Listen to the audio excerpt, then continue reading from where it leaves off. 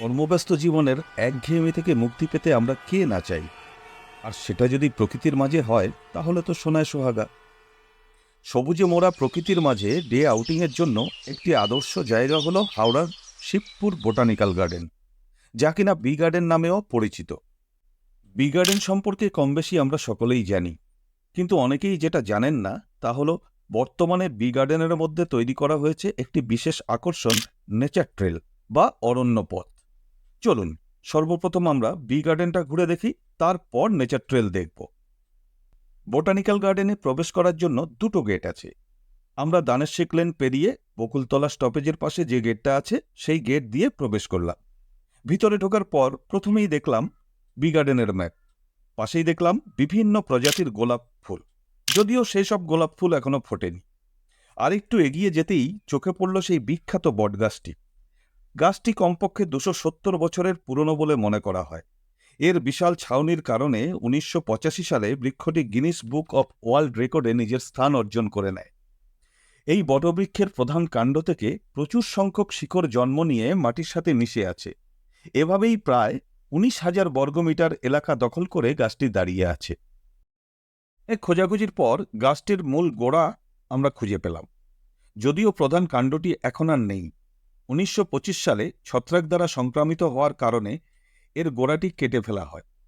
সেই স্থানে স্মারক হিসেবে একটি স্মৃতিস্তম্ভ তৈরি করা হয়েছে, যদিও এটা দর্শনার্থীদের জন্য খুঁজে পাওয়া খুবই দুষ্কর।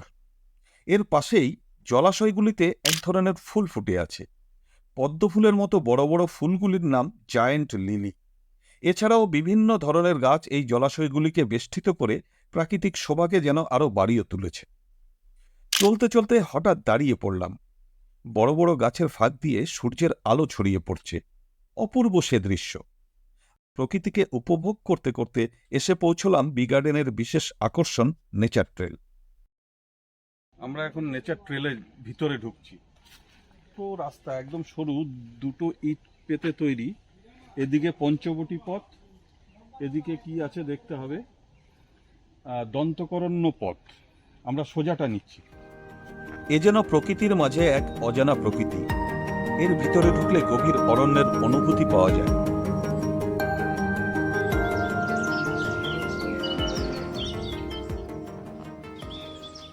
মানে একটা জিনিস ফিল কর, আমরা যে এতক্ষণ ঘুরে এলাম, কতটা অন্ধকারময় পরিবেশ ছিল, সূর্যের আলো ঢুকছিল না।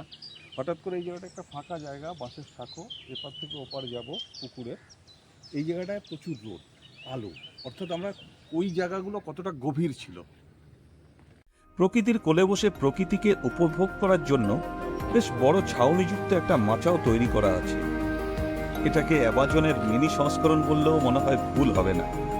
কখনো গহন অরণ্য, কখনো ঝিঝি পোকার ডাক, কখনো বা পাখির কলরব, কখনো রোদের ঝলকানি।